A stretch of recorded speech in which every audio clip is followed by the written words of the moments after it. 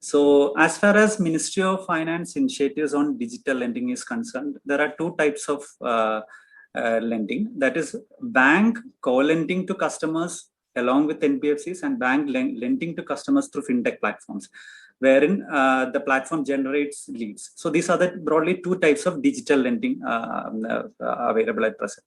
So in the case of banks co-lending to customers along with fintech NBFCs, there what happens is that that particular NBFC will be financing from its balance sheet around 20 to 30% of the amount, and the rest is financed by either the banks or the particular NBFC, which that in particular that NBFC is linked to. So this is one thing. So in this case, the underwriting is done based on certain various traditional and non-traditional data points of the borrower, and using algorithm-based scoring model. So that type of, although, and the loans are very unsecured in nature. The risk is reportedly mitigated by the use of technology and data analytics.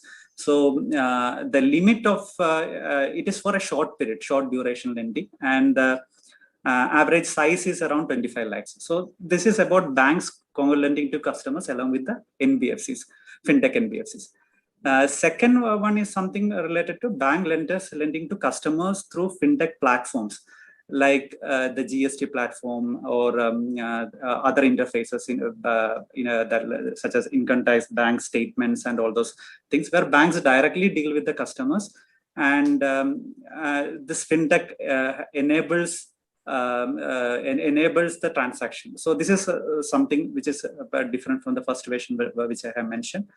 Then recently Reserve Bank had, I think in 2017, they have brought out some peer-to-peer lending guidelines. So the peer-to-peer lending means this is something which our country has done, means compared to other countries, because Financial Stability Board, where we are, where the standards of banking, insurance, and pension sectors are defined, and also security sectors are defined. There are certain standards are set by the standard setting body. For example, for banks, there is a standard setting body, BCBS. For insurance, International Association for Insurance Regulators. So they set up certain standards, and based on that standards, all the countries, especially the G20 countries, they are following that standards. So no countries can shift from those standards. See, there are so many fintech risk and vulnerabilities report prepared by the Financial Stability Board, where they have highlighted some issues. So taking that into consideration, Reserve Bank has brought out in 2017 peer-to-peer lending platform, where the transaction is taking place online, and there is no physical transaction, means there is no intermediaries involved in that. The interest is quoted, and the transaction limit is also less. I am not exactly remembering the specific limit.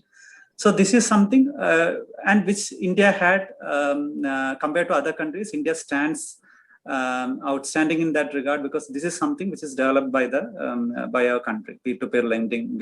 Even though in England such platform is there, but it is not that developed. So these are broadly the three types of lending. In addition to that, there are payment banks.